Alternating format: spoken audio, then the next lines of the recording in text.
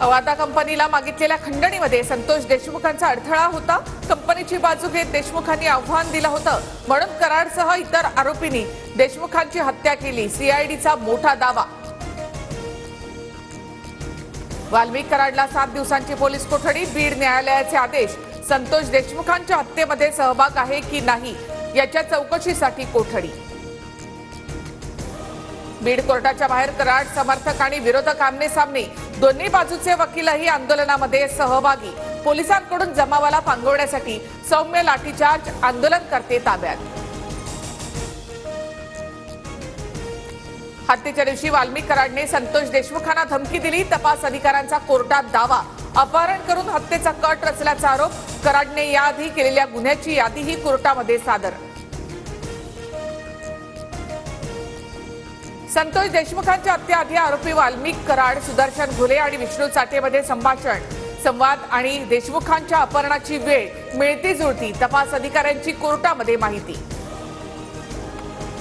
वाल्मिक कराड, चाटे आणि घुलेमध्ये 9 डिसेंबरला दुपारी 3:20 ते 3:30 संवाद, तर त्याच दिवशी संतोष देशमुखांचं 3 वाजता अपहरण झाल्याचा एफआयआर मध्ये उल्लेख। फडणवीसांच्या सरकारला डाग लावण्याचा प्रयत्न सुरू, जातीय दंगली घडवणाऱ्या धनंजय मुंडेंच्या टोळीला अजितदादा आणि फडणवीसांनी थांबवावं। वाल्मिक कराडला पोलीस कोठडी मिळाल्यानंतर जरांगेंची प्रतिक्रिया।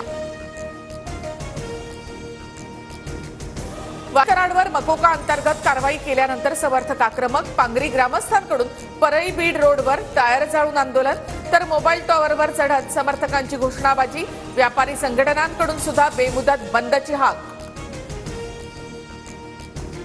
परळी आणि बीडमधील तणाव कमी करण्यासाठी गृहमंत्री देवेंद्र फडणवीसांसोबत चर्चा करणार, मंत्री पंकजा मुंडे यांची प्रतिक्रिया। आरोपीला अटक केल्यानंतर परळी बंद ठेवण्याचा नवा पॅटर्न, गुंडाळ वाद। आकाचे लोक आले तर मुंबई सुद्धा बंद करू शकतात, परळीतील बंदवरून भाजप आमदार सुरेश धस यांची टीका।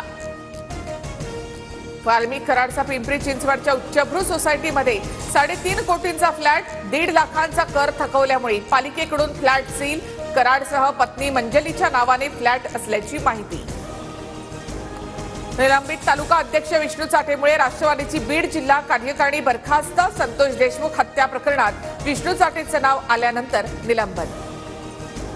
एकमेकांविषयी द्वेषभावना ठेवू नका, महायुतीमधील पक्षांनी एकमेकांमध्ये समन्वय ठेवा, पंतप्रधान मोदींचा आमदारांना सल्ला, जनतेपर्यंत पोहोचून जनसंपर्क वाढवण्याचंही आवाहन।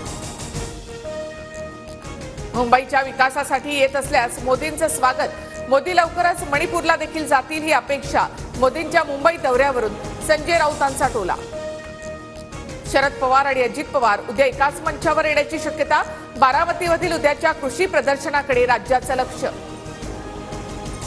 नागपुरात मानसोपचार तज्ज्ञांकडून 100हून अधिक मुली आणि महिलांचं लैंगिक शोषण, ब्लॅकमेल करत वारंवार शारीरिक संबंध ठेवल्याचा धक्कादायक प्रकार। हुडकेश्वर पोलिसांकडून आरोपीला अटक, पत्नी विरोधातही सह आरोपी म्हणून गुन्हा दाखल। टोरेस कंपनीचं पुढचं टार्गेट श्रीलंका होतं, आरोपी ओलेना आणि तौसिफची श्रीलंकेमध्ये जाऊन चाचपणी, श्रीलंकेच्या 3700 गुंतवणूकदारांकडून अर्ज दाखल। बुलढाण्यामधील केस गळतीची भयानक परिस्थिती, महिलेच्या डोक्यावरील केस गळतीचा व्हिडिओ समोर।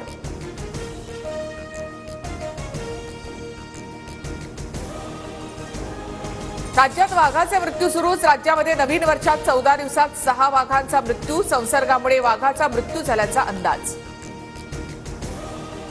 पंतप्रधान मोदींच्या हस्ते नवी मुंबईत इस्कॉन मंदिराचं लोकार्पण, आशियातील दुसरं सगळ्यात मोठं मंदिर अशी ख्याती, मागील 12 वर्षापासून निर्मितीचं काम सुरू होतं।